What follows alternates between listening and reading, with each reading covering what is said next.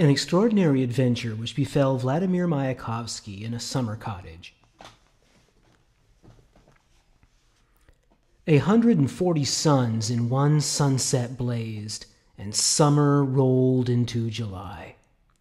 It was so hot, the heat swam in a haze, and this was in the country.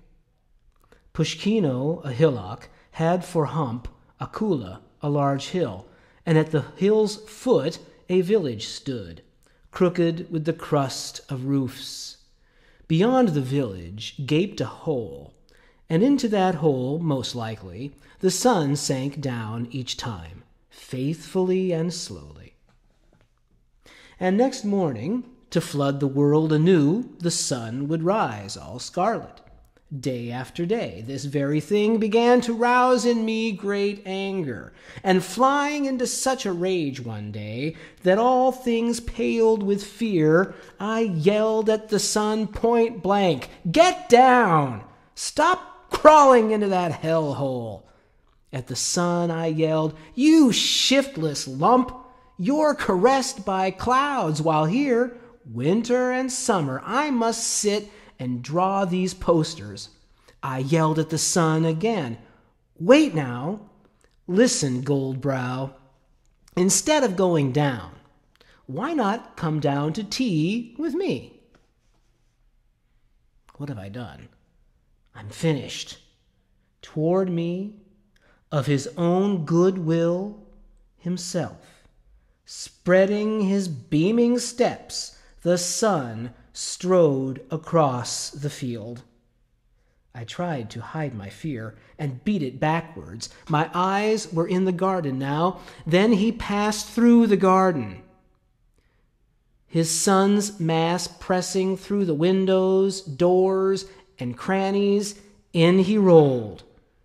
Drawing a breath, he spoke deep bass.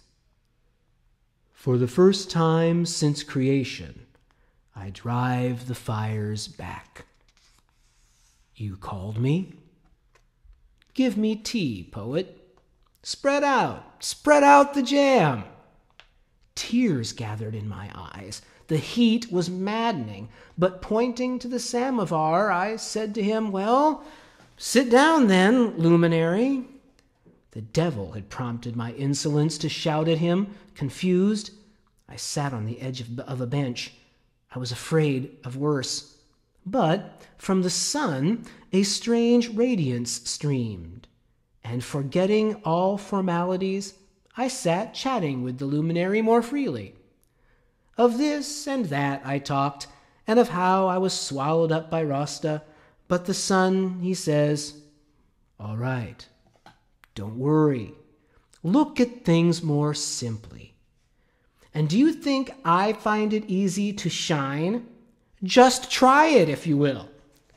You move along, since move you must. You move and shine your eyes out." We gossiped thus till dark. Till former night, I mean, for what darkness was there here? We warmed up to each other, and very soon, openly displaying friendship, I slapped him on the back. The sun responded. "You and I, my comrade, are quite a pair. Let's go, my poet, let's dawn and sing in a gray, tattered world. I shall pour forth my sun, and you, your own, in verse." A wall of shadows, a jail of nights, fell under the double-barreled suns. A commotion of verse and light. Shine all your worth.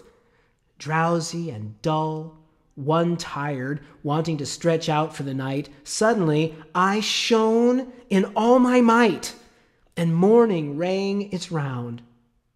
Always to shine everywhere, to the very deeps of the last days to shine, and to hell with everything else. That is my motto, and the sun's.